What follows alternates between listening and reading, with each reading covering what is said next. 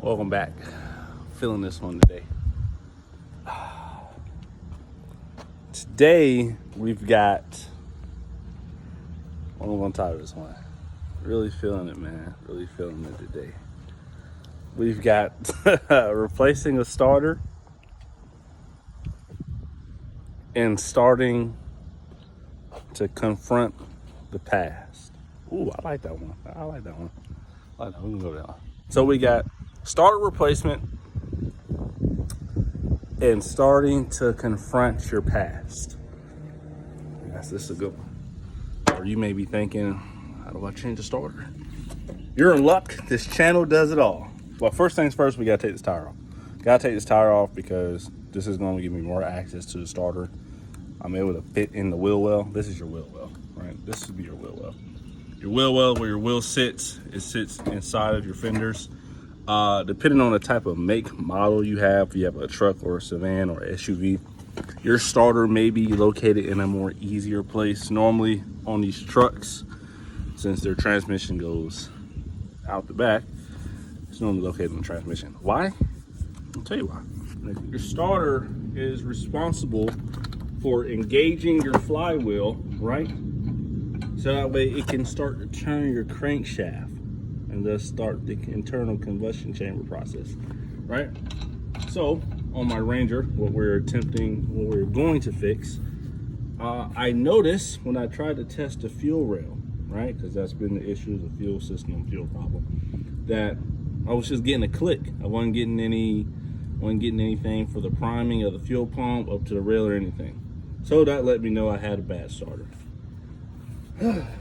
Luckily for me, this is my third starter I've had to replace in this truck.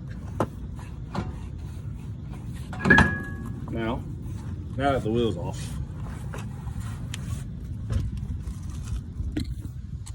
give you guys more access in here. So as you can clearly see where the starter came out of, right? You'll see that little part, right where those gear pieces are hanging off. That's where the transmission sits. And then above, you'll see the whole mess I'm working with right here. The whole plan today, really, is to get the starter in, turn the car on, see if we're getting fuel up to the fuel rail out of the injectors clearly. If we get that part, we're good. That means we got fuel. If not, we're gonna have to do some more diagnosing. But let's just focus on that part right now.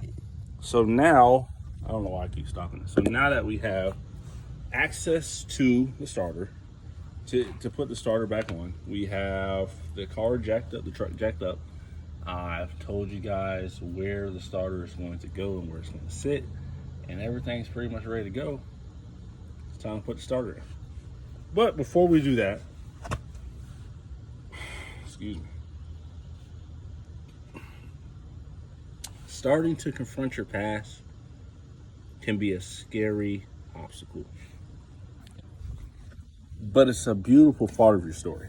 It's an amazing part. It's an important part because people that you're going to see or you're going to interact with later on down the road need to hear your story. They need to know, what did you do when you had to face this or you had to face something like that?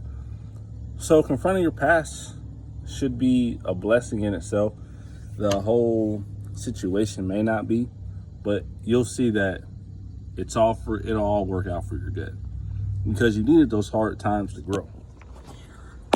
So here is your starter, right? Quick little lesson, all right? This on top is your solenoid. This is what's in charge of your battery cables or your cables that run down to it. This is what's in charge of powering, right, your solenoid, so that way your starter motor, the gear, can kick out. This will kick out and engage with the flywheel that's in the transmission, right, and thus turn your flywheel, right? And it's 12 volt. And guess what? That's what your battery is, 12 volt, right? So your battery is very important, right? So all in all, you're going to need to make sure that your starter is well equipped, working properly, wired up, no wires crossed, your starter works properly. How you can test your starter is, you see right here, you can take some jumper cables and a battery. I might show y'all that. And you'll put your negative, right? You put your negative with your negative positive on the battery. And then on the starter, right? This is important. You will put your ground on this part right here, right? Because it's act as a ground.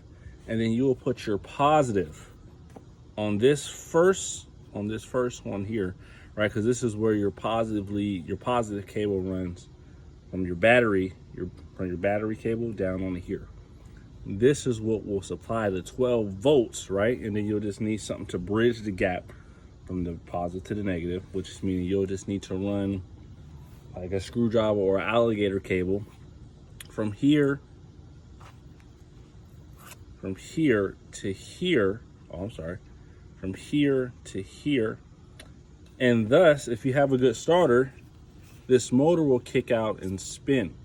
If not, it won't kick out or it won't spin. And that's how you know you'll have a bad starter.